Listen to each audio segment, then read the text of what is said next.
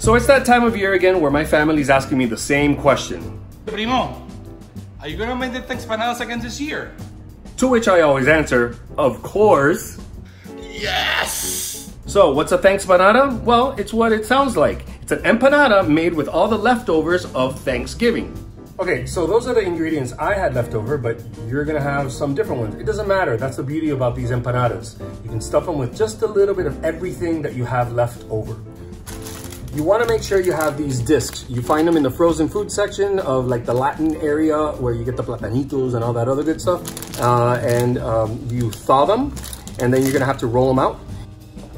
Now you take all these ingredients and you chop them up real fine.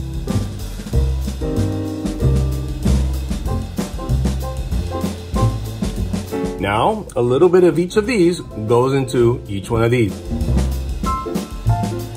Once done, you simply fold them over.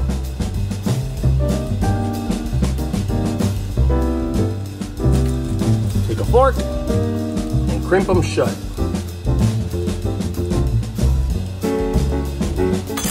So that's all there is to making them.